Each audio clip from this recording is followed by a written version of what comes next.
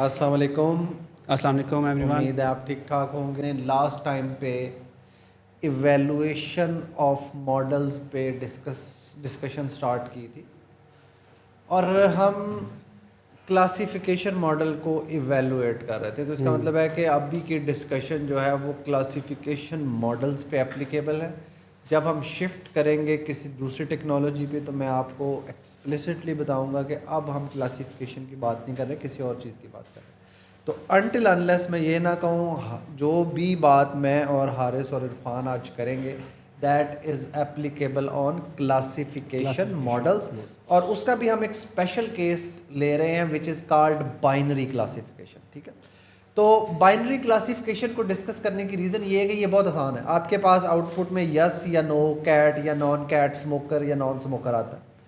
तो इससे जो कॉन्सेप्ट आपके बनेंगे वो कॉन्सेप्ट फिर मल्टी क्लास क्लासिफिकेशन पे भी उसी तरह एक्सटेंड हो जाते हैं।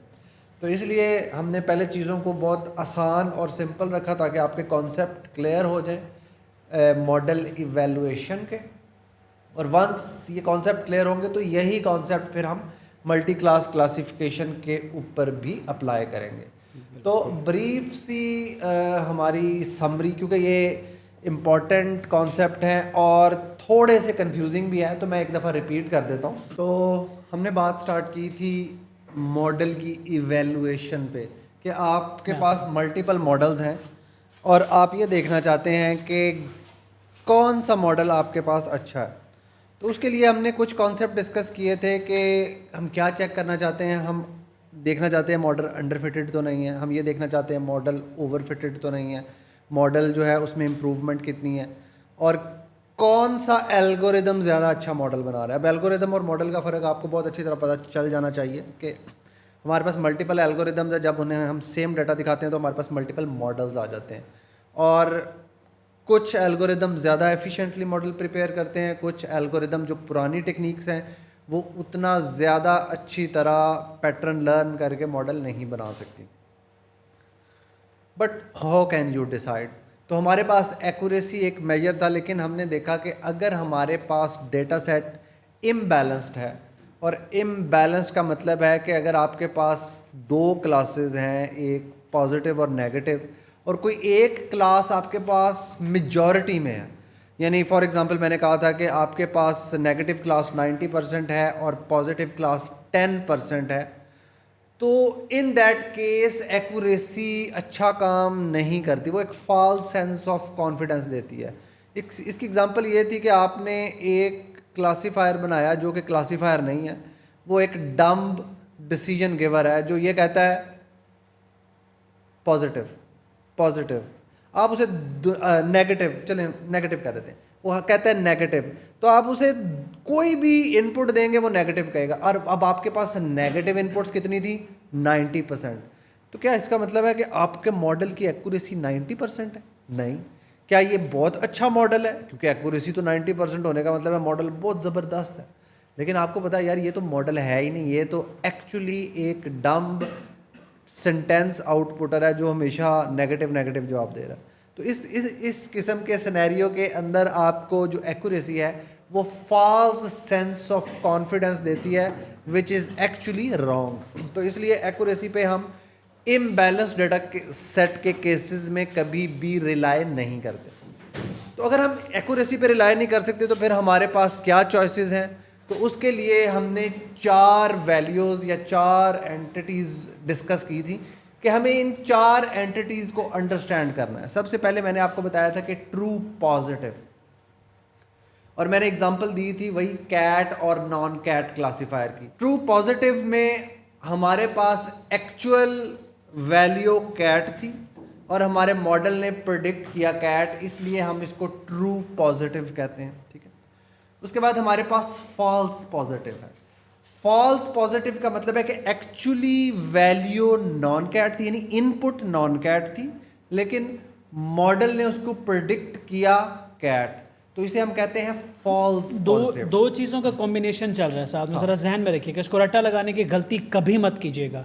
This is something I can bet कि कभी भी जिसने रट्टा लगाने की कोशिश की ना वो नहीं पाए, क्योंकि ये बहुत ही रन टाइम पे आपको फैसले करने होते हैं and you can not keep it with you. देखो, 2 डिसीजंस हो रहे हैं, एक डिसीजन हो रहा है कि वो ट्रू है या फॉल्स है, ठीक है। फॉर एग्जांपल मॉडल ने कुछ प्रिडिक्ट किया, वो ट्रू है या फॉल्स है, सिर्फ इतना फोकस रखें। अभी आप दूसरी साइड को मत देखें, ट्रू है या फॉल्स है। अब अपेरेंटली ब्रेन को ये लगता है, जहाँ पे आप ज़्यादातर लोग कंफ्यूज होंगे, ज़्यादातर बच्चे, अपेरेंटली ब्रेन को ये लगता है कि ट्रू अच्छा होता है, फॉल्स बुरा होता है। मतलब पॉजिटिव अच्छा होता है, नेगेटिव बुरा होता है। हमारी साइकोलॉजी है कि नेगेटिव वर्ड हमें हमेशा बुरा लगता है, ठीक है, लेकिन एक्चुअली ऐसा नहीं होता। अगर कोई चीज़ नेगेटिव है और मॉडल उसको नेगेटिव प्रिडिक्ट कर देता है तो वो तो आपके लिए गुड रिजल्ट हो जाएगा। तो एक तरफ पॉजिटिव और नेगेटिव का फैसला हो रहा है और दूसरी तरफ मॉडल का फैसला हो रहा है कि वो सही कह रहा है, गलत कह रहा है।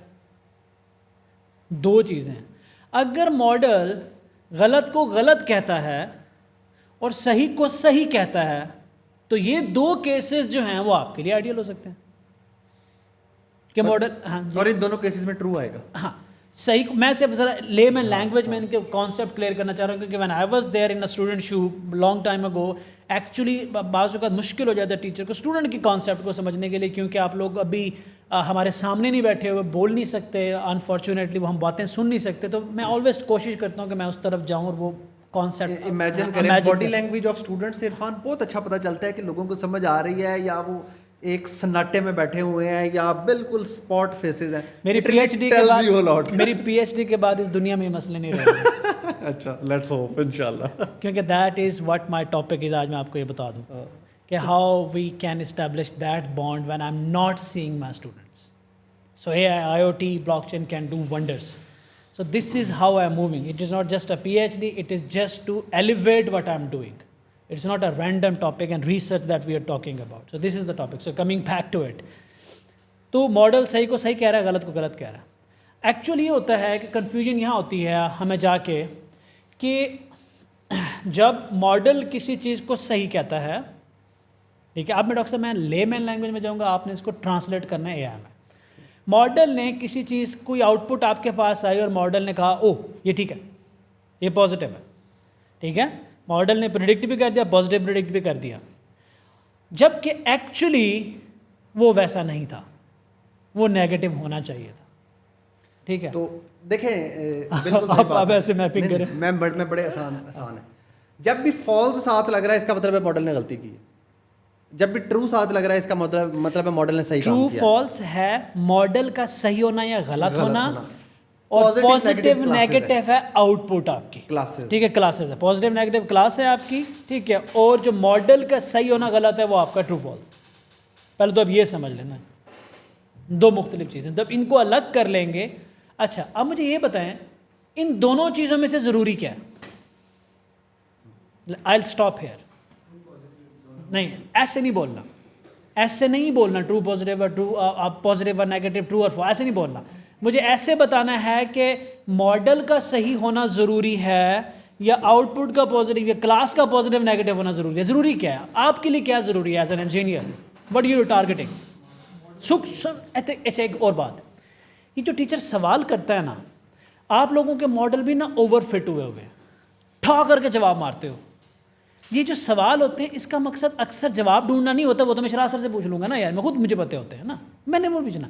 इसका मतलब आपके ब्रेन को ट्रिगर करना होता है कि यार ज़रा सोचो, इसको काम पे लगाओ, इतना नया नकोर रखा हुआ है उसको इस्तेमाल करो ना कहीं, जस्ट टेक योर टाइम। ये प्राइमरी क्लास नहीं हो रही कि फटाफट हाथ खड़ा करें और जो पहले हाथ खड़ा करेगा वो जीत जाएगा। No, let your brain think on the lines that I am trying to push. यार इस तरफ सोचो। सो क्वेश्चन क्या था? What was the question? दो सेगमेंट्स हैं, एक तरफ मॉडल का सही और गलत है, एक तरफ क्लास का पॉजिटिव है नेगेटिव है। आपके लिए ज़रूरी कौन सा सेगमेंट है? मैंने दो सेगमेंट्स बताए। Let's come back to the main topic. So this problem, आपका जो एरिया है ना वो है मॉडल। यार आपका मॉडल सही कह रहा है या गलत कह रहा है, तो आपके लिए प्राइम फोकस है। अब वो इसको सेग्रीगेट जब कर लेंगे, अब आप उस ग्रिड में जब वापस जाएंगे आपको थोड़ा आसान हो जाएगा। जिस दिन आप इस सारी ग्रिड को अपने ब्रेन प्रोसेस के साथ मैप कर लेंगे ना, मैंने ये देखा है कि आप इसको रियल लाइफ तक भी अप्लाई कर सकते हैं। तो ट्रू पॉजिटिव मैं अगेन कैट नॉन कैट की एग्जांपल कोई लेके चलूँगा, क्योंकि ये अगर आपके माइंड में पेंट हो गई ना तो फिर आप ट्रिकी क्वेश्चन, मतलब कैंसर है या नॉन कैंसर है, कोविड है या नॉन कोविड है, आप इसके आंसर भी बड़े आराम से दे सकेंगे। तो अब एक केस ये है कि मैंने आपको ट्रू पॉजिटिव बता दिया, ट्रू पॉजिटिव में एक्चुअल क्लास कैट थी, प्रेडिक्ट भी कैट हुई। मैंने आपको फॉल्स पॉजिटिव बता दिया जिसमें एक्चुअल क्लास नॉन कैट थी लेकिन फॉल्सली प्रेडिक्ट हुई क्योंकि मॉडल ने गलती की। फॉल्सली मॉडल ने क्या कहा, ई कैट। अब आपके पास एक और गलती है क्योंकि आप उसको मैं कहता हूं फॉल्स नेगेटिव। जिधर भी फॉल्स आएगा इसका मतलब है कि मॉडल ने गलती की है। फॉल्स नेगेटिव का मतलब है कि एक्चुअल इनपुट कैट थी लेकिन मॉडल ने कहा नॉन कैट। ठीक है, so that is also a mistake done by model और इसे हम कहते हैं फॉल्स नेगेटिव। ठीक है, और उसके बाद आखिरी केस, मॉडल, आपने इनपुट मॉडल को दी वो थी कैट की लेकिन नॉन कैट की, और मॉडल ने भी कहा हाँ यार ये नॉन कैट है। तो इसका मतलब है इसको हम कहते हैं ट्रू नेगेटिव, कि मॉडल ने सच बोला और ये एक्चुअली भी नेगेटिव क्लास थी। तो ये चारों वैल्यूज़ मिल के, क्योंकि ये चार पॉसिबिलिटीज़ है, ये चारों वैल्यूज़ को हम फिर एक मैट्रिक्स की शक्ल में लिखते हैं जिस मैट्रिक्स को हम कन्फ्यूजन मैट्रिक्स कहते हैं। और क्लासिफिकेशन मॉडल के जितने भी मैट्रिक्स हैं, जितने भी आज मैट्रिक्स में पढ़ाऊंगा, एक्चुअली वो सारे के सारे कन्फ्यूजन मैट्रिक्स से निकलते हैं। तो कन्फ्यूजन मैट्रिक्स अगर आपको समझ में आ गया तो आप ये सारे मैट्रिक्स खुद ब खुद कैलकुलेट कर सकते हैं। उसके बाद लास्ट टाइम हमने दो मैट्रिक्स जो है वो इवैल्यूएशन के वो पढ़े थे। एक हमने पढ़ा था recall. Let's talk about it. अच्छा, ये जो रिकॉल है ना, इसके मल्टीपल नेम्स हैं। कल तो मैंने सिर्फ इसको रिकॉल कहा था ताकि आपका माइंड ट्रेन हो जाए कि ये होता क्या है। रिकॉल के दो और इम्पॉर्टेंट नाम हैं जो आपको पता होने चाहिए। रिकॉल को हम सेंसिटिविटी भी कहते हैं और रिकॉल को हम ट्रू पॉजिटिव रेट भी कहते हैं। ठीक है, ये दोनों नाम डिफरेंट डिसिप्लिन के लोग यूज़ करते हैं। जैसे स्टेटिस्टिक्स और मेडिसिन के लोग सेंसिटिविटी कहते हैं, मशीन लर्निंग के लोग रिकॉल कहते हैं, हम इसको पॉजिटिव रिकॉल भी कहते हैं। और हम आज एक और मैट्रिक पढ़ेंगे जिसमें हम एक ग्राफ प्लॉट करेंगे, उसमें हम इसको ट्रू पॉजिटिव रेट भी कहेंगे। रिकॉल, मेरा ख्याल है मैं एक दफ़ा दोबारा बता देता हूँ क्या होती है। रिकॉल में हम एक्चुअल वैल्यूज़ में इंटरेस्टेड होते हैं। It is actually a ratio of actual correct predictions, जिनको हम कहते हैं ट्रू पॉजिटिव, ठीक है ना, divided by actual total positive samples. और टोटल पॉजिटिव सैंपल्स कौन कौन है? True positive and false negative. False negative क्यों था? क्योंकि वो एक्चुअली ट्रू था, मॉडल ने उसको नेगेटिव कहा था, तो एक्चुअली तो वो ट्रू था ना। तो मैं क्या कह रहा हूँ, एक्चुअल का लफ्ज़, ये दो लफ्ज़ मैं यूज़ करूँगा, प्रेडिक्टेड एंड एक्चुअल। एक्चुअल का मतलब है असल में, प्रेडिक्टेड का मतलब है कि मॉडल ने क्या जवाब दिया, कहा असल जवाब क्या था और मॉडल ने क्या कहा। ये दो वर्ड वाकई बहुत इंपॉर्टेंट है, प्रेडिक्टेड एंड एक्चुअल। बिल्कुल। सो रिकॉल अब आपके जहन में अगर क्लियर हो गया तो हम आगे चलते हैं प्रिसीजन पे। प्रिसीजन मेजर करता है कि जो टोटल पॉजिटिव प्रेडिक्शंस की हैं मॉडल ने, उनमें से कितनी पॉजिटिव प्रेडिक्शंस ठीक हैं। ठीक है, सो एक्चुअली ये हमें बताता है कि मॉडल कितनी बार ओवर डायग्नोसिस करता है, ठीक है, या मॉडल कितनी बार हमें गलत इन्फॉर्मेशन देता है। अच्छा, ये गलत इन्फॉर्मेशन बड़ी इंपॉर्टेंट है, आगे जाके हम इसको एक रेट कैलकुलेट करेंगे, फिर हमें ये ज़्यादा क्लियर होगा। लेकिन अभी के लिए आपको क्लियर होना चाहिए कि precision is calculated as true positive divided by total positive predictions. और टोटल पॉजिटिव प्रेडिक्शंस क्या है? True positive plus false positive. Total positive prediction दोबारा बता दें जी, true positive plus false positive के लेट्स से कि मॉडल ने आपके कोई 100 प्रिडिक्ट किया, रिज़ल्ट आपके पास प्रिडिक्ट किया जी, देयर आर 90 आपके पास फिगर आया पॉजिटिव प्रेडिक्शन का। यू नीड टू अंडरस्टैंड कि इस 19 पॉजिटिव प्रेडिक्शन में से एक्चुअली कितने पॉजिटिव हैं। ठीक है, पॉजिटिव उसमें से एक्चुअली इसमें हैं कितने पॉजिटिव। लेट्स से कि उसमें से आपके पास 50 या 70 कह लेते हैं, 70 जो हैं वो वाकई पॉजिटिव निकला है, तो बाकी के 20 क्या हुए फिर? थिंक, देखो एक रिजल्ट ने आपको प्रिडिक्ट किया जी ये 90 रिकॉर्ड्स है, ये 90 पॉजिटिव है, 90 सैंपल्स जो है ना 90 सैंपल आपके पॉजिटिव आ गए। आपने जब वेरीफाई किया, जैसे भी वेरीफाई किया, आपने देखा कि इन 90 जिसको मॉडल ने पॉजिटिव कहा था उसमें से 70 पॉजिटिव वाकई पॉजिटिव है, एक्चुअली पॉजिटिव है। बाकी 20 क्या है फिर? बाकी 20 को आप क्या समझते हो वो क्या है? इसको सिंपल करता हूँ थोड़ा सा, आप सिंपल कर दो। देखें आप तो जवाब ही दे देंगे सिंपल नहीं करते मैं करते। सिंपल करूंगा, मैं जवाब नहीं दूंगा, ये मेरा पक्का प्रॉमिस है। देखें आपके पास टोटल पॉजिटिव प्रेडिक्शंस 90 थी, ठीक है, उसमें से जो एक्चुअल पॉजिटिव थे वो 70 थे, बाकी 20 क्या? तो अब इसके बाद हम आगे चलते हैं। अब हमारे पास प्रिसीजन भी है और हमारे पास रिकॉल भी है। अच्छा, एक मैट्रिक्स जो शायद हमने प्रेजेंटेशन में नहीं डाला लेकिन मैं आपको बता देता हूँ, प्रिसीजन और रिकॉल दोनों मैट्रिक्स आपको पता चल के दोनों में वैल्यूज़ कैलकुलेट होती हैं, लेकिन अगर हमने इन दोनों को इकट्ठे स्टडी करना हो तो फिर हम एक मैट्रिक्स यूज़ करते हैं जिसमें हम ग्राफ प्लॉट करते हैं, उसे हम कहते हैं प्रिसीजन रिकॉल कर्व, ठीक है। तो ये आप लोगों की असाइनमेंट है कि आपने स्टडी करना है जाके कि प्रिसीजन रिकॉल कर्व क्या होता है और ये हमें क्या बताता है। So that is an assignment for you guys. हमने प्रिसीजन की बात की अलहदा से, हमने रिकॉल की बात की अलहदा से। Now you have to see कि अगर मैंने प्रिसीजन और रिकॉल दोनों को इकट्ठे स्टडी करना है तो मैं प्रिसीजन रिकॉल कर्व ड्रॉ करता हूँ and you are going to see कि वो क्या होता है, और ये आपकी सेल्फ स्टडी है। ओके एक एग्जांपल दे दें Sure. तो एग्जांपल हारिस भाई की है कि जी एक wait build a machine learning model to detect whether cats have a specific feline disease based on medical test results. Data क्या है जी? The vet collected data on 100 cats. Here are the breakdown. उसमें से actually have the, जो असल में बीमार थी वो 40 थी, जो एक्चुअली हेल्दी थी, पहले बताया कि एक्चुअली बीमार 40 बिल्लियाँ थी और एक्चुअली जो हेल्दी हैं वो 60 कैट्स हैं। मॉडल प्रिडिक्टेड पॉजिटिव डिजीजेज 45 और मॉडल प्रिडिक्टेड नेगेटिव जिनको आपने कहा हेल्दी वो 55 है। मतलब एक्चुअली जो था वो 40 था और मॉडल ने प्रिडिक्ट किया 45। तो इसमें से फॉल्स पॉजिटिव कितने हैं और ट्रू पॉजिटिव कितने हैं? बच्चों से पूछा। सिर्फ ये पहले रिजल्ट्स की बात कर रहा हूँ मैं, हाईलाइट रेड वाले की, वो ये हमने सारे ऑलरेडी रेड ऐड किया हुआ है। इसमें इस लाइन में जिसको मैंने स्क्रीन पे हाईलाइट किया है अभी, इसमें से मुझे बताएं कि ट्रू पॉजिटिव क्या है और फॉल्स पॉजिटिव क्या है।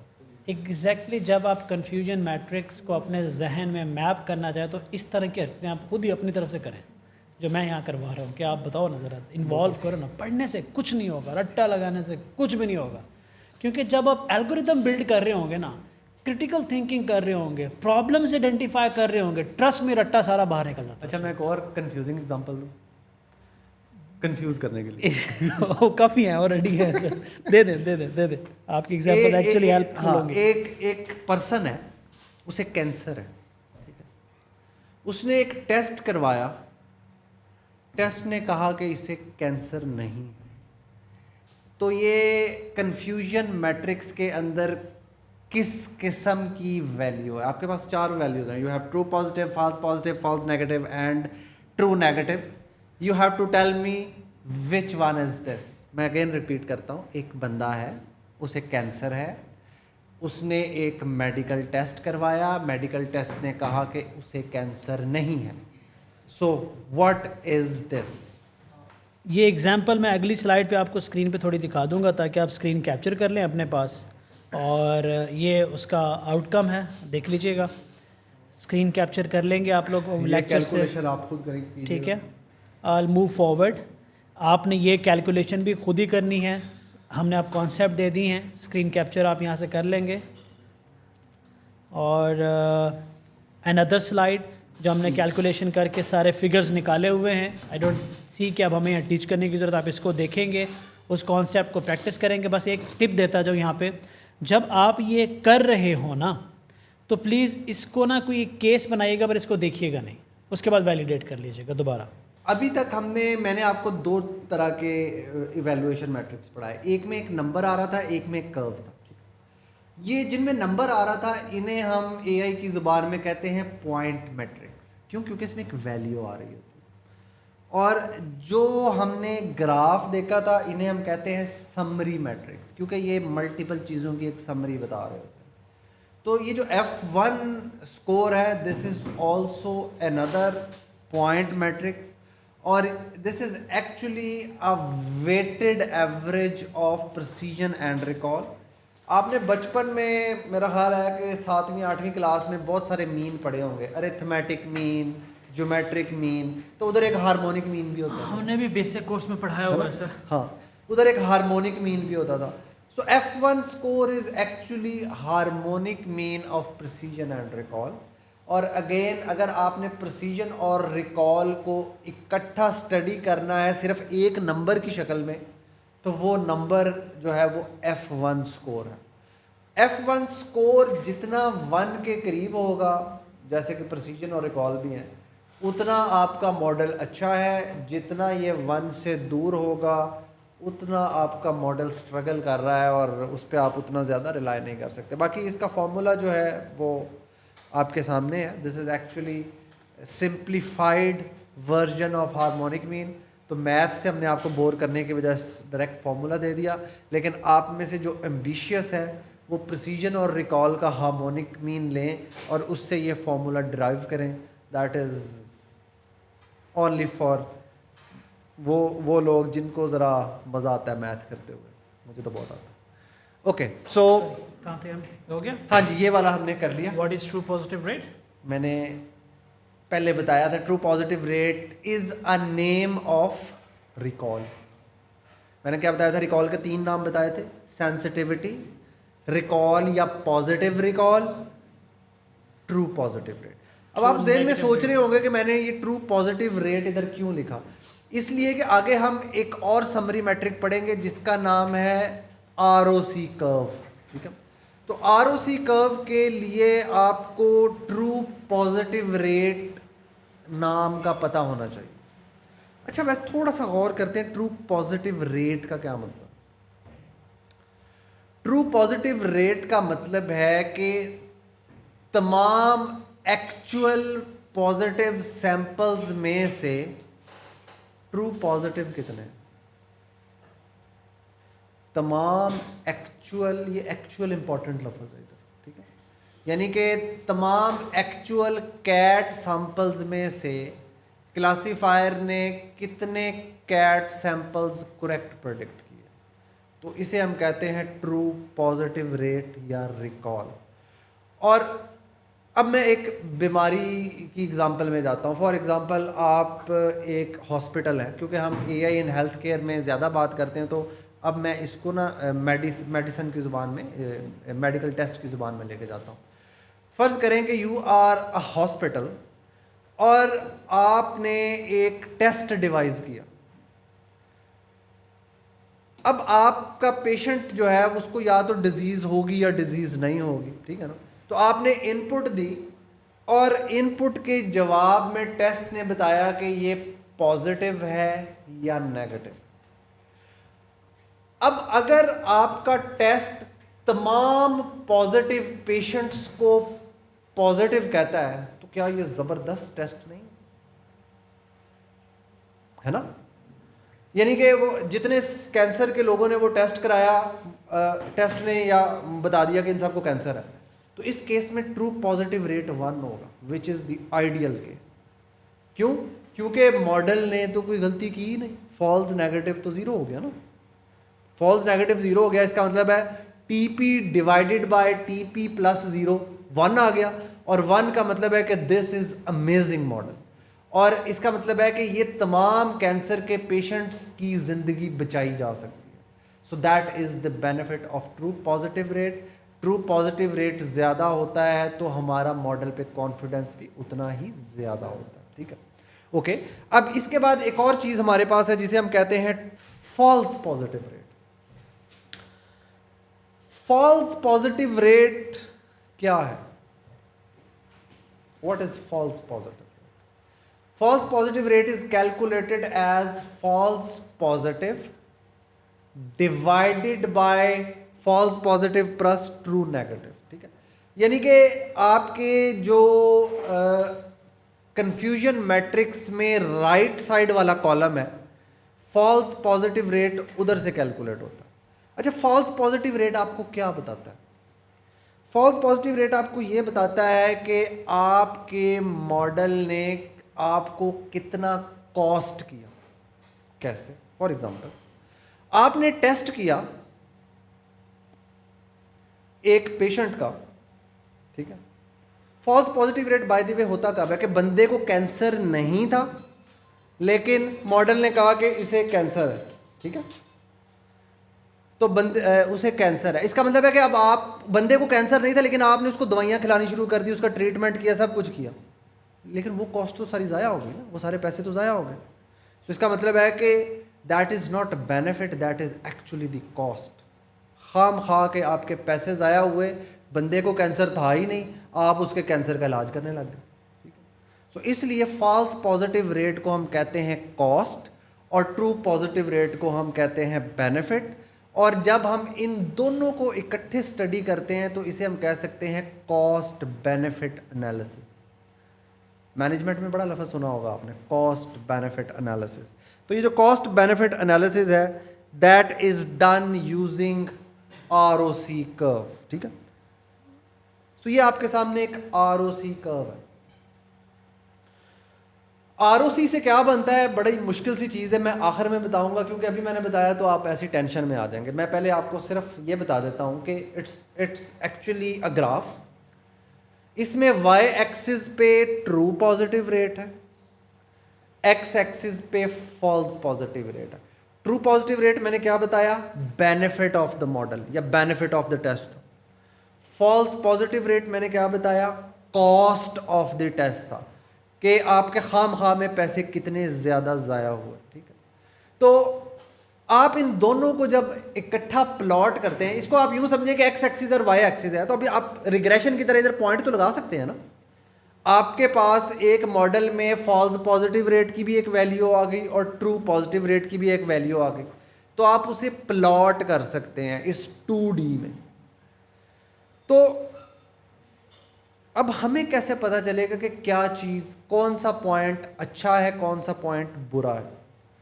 तो ये जो आपके सामने ग्राफ आपको नज़र आ रहा है, इसे हम कहते हैं ROC स्पेस, ठीक है। ROC स्पेस में सबसे अच्छा पॉइंट है उस 0-1। कोई मुझे बता सकता है कि सबसे अच्छा पॉइंट 0-1 क्यों है? सोचें ज़रा, 30 सेकंड्स है आपके पास। मैंने आपको कहा कि आपके सामने जो फिगर या ग्राफ बना हुआ है, इसमें सबसे अच्छा पॉइंट या सबसे अच्छी वैल्यू है 0-1। और जब मैं 0-1 कह रहा हूँ, इसका मतलब है कि x एक्सिस की वैल्यू 0 है, y एक्सिस की वैल्यू 1 है। और ये सबसे, अगर किसी क्लासीफायर की वैल्यू ROC की 1 निकल आए तो हम कहते हैं दैट इज अमेजिंग क्लासीफायर। लेकिन क्यों? So I am waiting for some really nice answers. This has nothing to do with sigmoid.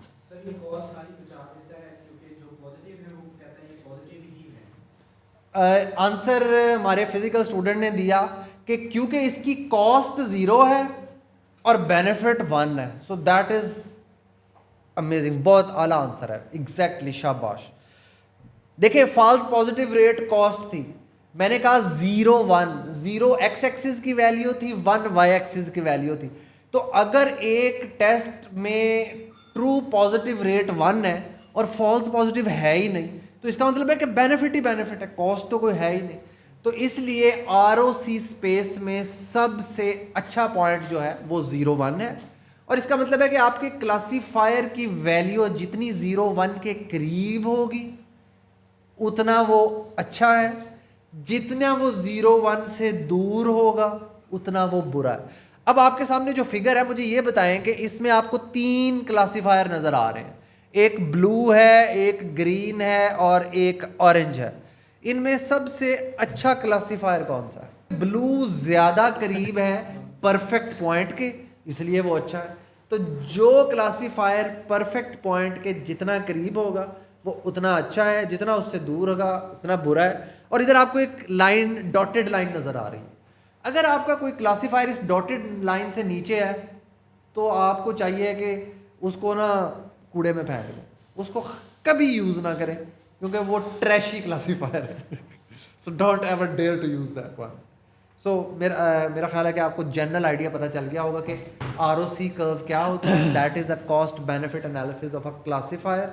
और अब मैं बताता हूँ कि ROC से बनता क्या है, लेकिन ये ना पूछिएगा क्यों, क्योंकि ये मुझे भी नहीं पता ये कि इसका नाम क्यों है। इसका नाम है receiver operating characteristic curve. ROC अगर हमें समझ में आ गया है तो AUC का मतलब होता है एरिया अंडर कर्व। ठीक है,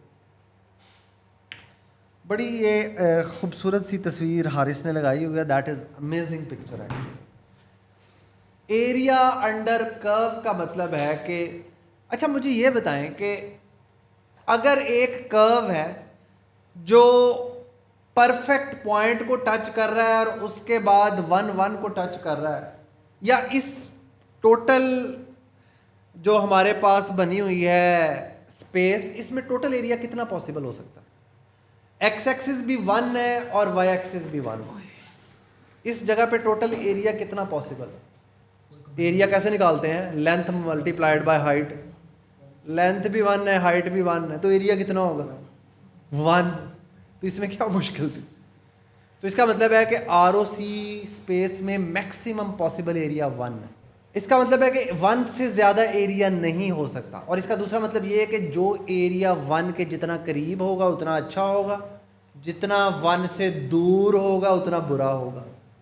ठीक है, तो ROC कर्व जितना 1 के करीब होता है तो उसका एरिया भी उतना ही 1 के करीब होगा ना।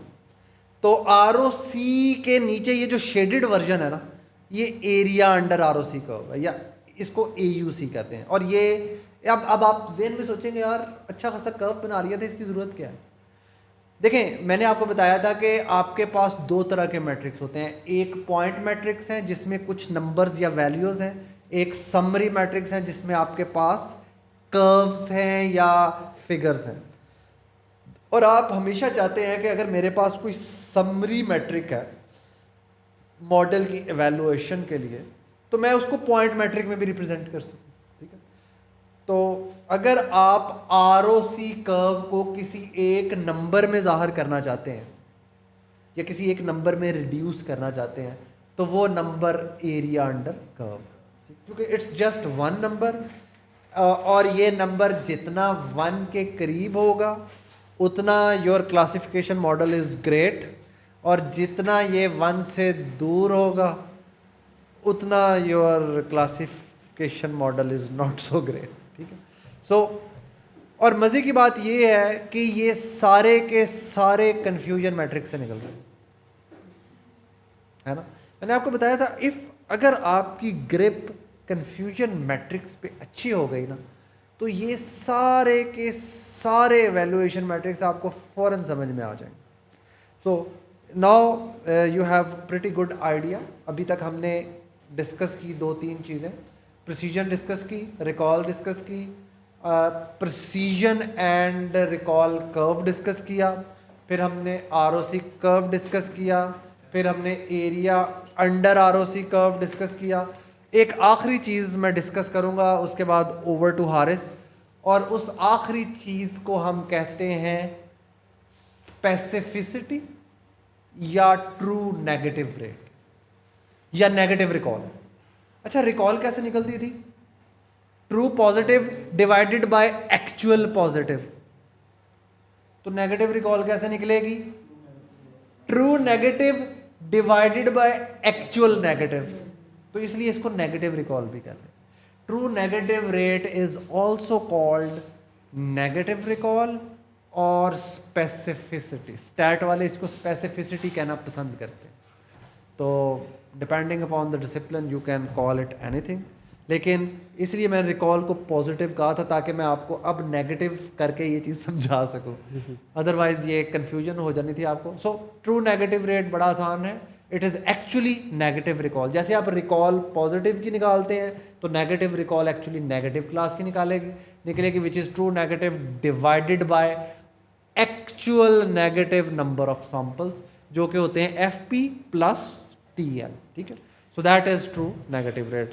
तो मेरा ख्याल है कि इतने बहुत हैं, वैसे तो और भी बहुत सारे हैं, लेकिन वो सब कन्फ्यूजन मैट्रिक्स से निकलते हैं। तो ये ज़रूरी थे जो आप लोगों को पता होने चाहिए किसी भी क्लासिफिकेशन मॉडल की एवेलुएशन के लिए। और अगर आप ये टेस्ट कर लें तो इम्बैलेंस्ड डाटा हो या बैलेंस डाटा हो, you get a pretty good idea कि आपका मॉडल कैसा बिहेव कर रहा है। So with that over to Haris. Thank you sir. अच्छा, मीनवाइल जब सर आपको AUC और ROC कर्व्स पढ़ा रहे थे तो मुझे एक और बड़ी इंटरेस्टिंग सी डायग्राम मिली। अमेजिंग। अब इस डायग्राम के अंदर ना बहुत सारी चीज़ें हो रही हैं। एक कर्व के अंदर आपको दिखाया जा रहा है true positive, false negative, true positive, और जैसे ही आप उस वैल्यूज़ के अराउंड नेविगेट करते हैं तो आपके पास राइट साइड पे जो कर्व आ रहा है उसके अंदर एक पॉइंट है वो मूव करता जाता है।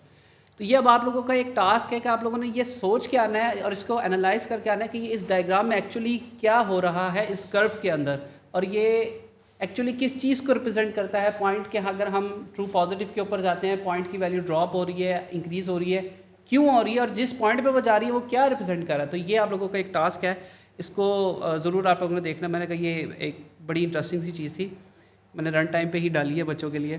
थैंक यू एवरीवन, अल्लाह हाफिज़।